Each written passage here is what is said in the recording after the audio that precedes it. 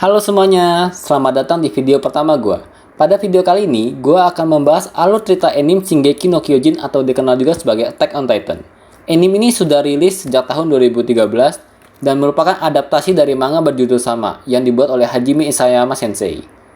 Anime ini sangat terkenal dan bahkan mendapatkan banyak penghargaan bergengsi, seperti Best TV Animation oleh Animation Kobe Award di tahun 2013 dan penghargaan Animation of the Year oleh Tokyo Anime Award di tahun 2014.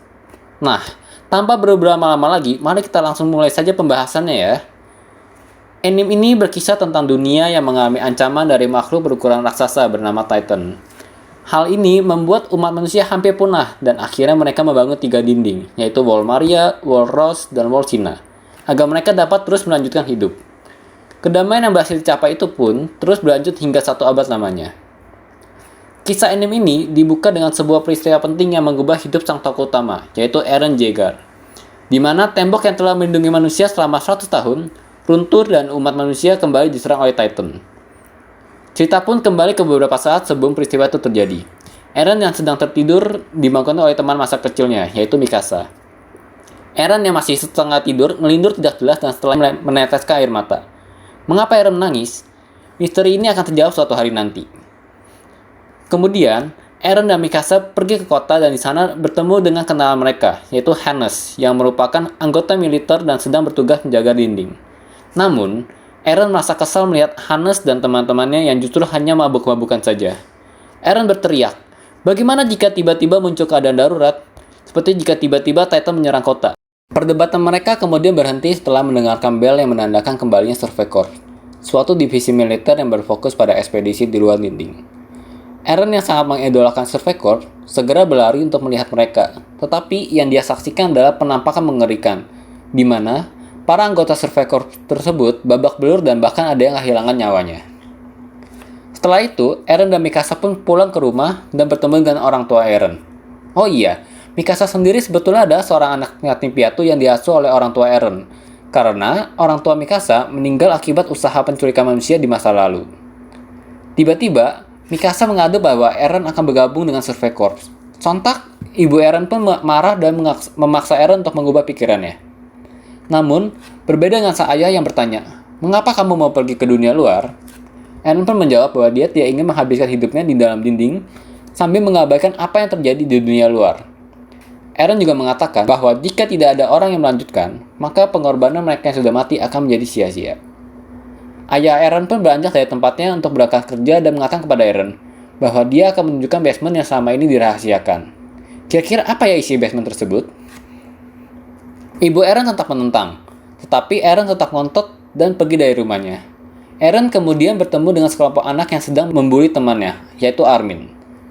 Eren berlari ke para pembuli tersebut, tetapi para pembuli justru kabur ketika melihat ada Mikasa yang jago berkelahi di belakang Eren.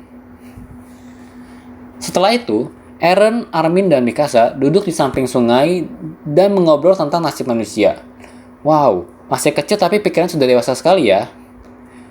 Tiba-tiba, suara dentuman keras terdengar dan mereka bertiga mencari sumber suara tersebut.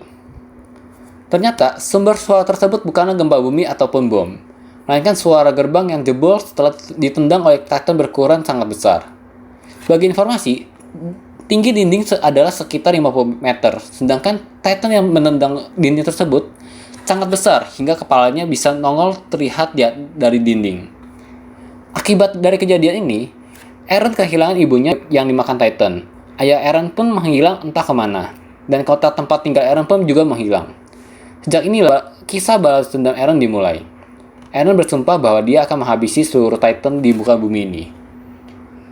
Cerita pun berlanjut ke 5 tahun kemudian, di mana Eren telah menjadi prajurit angkatan ke-104 yang baru lulus. Tidak tanggung-tanggung, Eren berhasil menjadi ranking 5 lulusan terbaik. Eren hebat juga ya. Tapi jangan kaget dulu, karena teman masa kecil Eren, yaitu Mikasa, berhasil menjadi ranking 1 loh. Para prajurit yang baru lulus memiliki 3 pilihan, yaitu bergabung dengan The Garrison, yang tugas utamanya menjaga dinding, kemudian Survey Corps yang tugas utamanya adalah melakukan ekspedisi keluar tembok. Kemudian ada Military Police yang tugasnya adalah melaksanakan tugas dari raja dan menjaga ketertiban. Mereka yang menjadi 10 prajurit baru terbaik memiliki hak untuk bergabung dengan Military Police. di mana divisi ini dikenal memiliki jenjang karir yang sangat baik, sehingga peminatnya pun sangat banyak. Tetapi berbeda dengan Eren yang telah memutuskan untuk bergabung dengan Survey Corps. Namun, banyak yang berpikir bahwa Eren adalah orang gila, karena dia ingin pergi ke Wan Dinding. Seorang teman Eren bernama Jane menceritakan bahwa 4 tahun lalu, setelah serangan Titan raksasa yang menghancurkan tembok, 20% populasi manusia dikirim ke luar tembok untuk merebut kembali wilayah yang dikuasai Titan. Tetapi, kebanyakan manusia tersebut berakhir menjadi makanan Titan tanpa melakukan perlawanan apapun. Hal ini membuat manusia putus asa dan menjadi jelas bahwa manusia tidak akan pernah menang melawan Titan.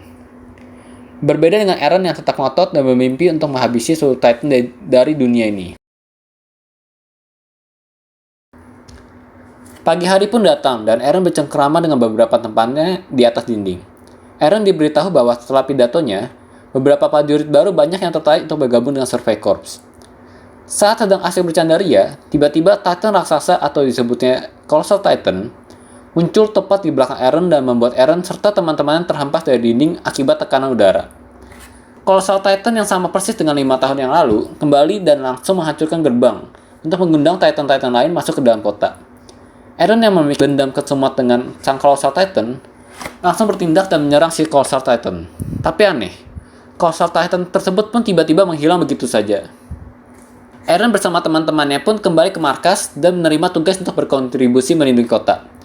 Mikasa ingin terus nempel dengan Eren, tetapi dia justru diminta bergabung dengan pasukan utama karena kemampuannya yang sangat tinggi. Mikasa sangat khawatir dengan Eren dan memintanya untuk jangan mati. Eren bersama teman-temannya yang belum mengetahui betapa seramnya Titan pergi ke medan pertempuran. Dan tiba-tiba, boom! Seorang teman Eren bernama Thomas langsung tewas dimakan Titan.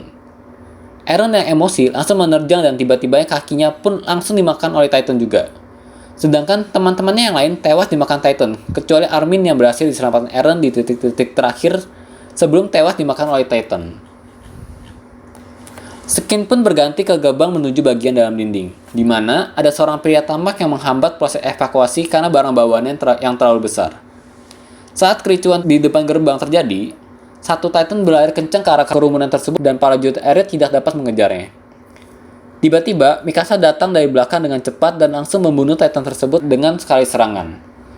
Mikasa juga sempat mengancam pria tamak tersebut untuk mengalah dan membiarkan orang-orang lewat.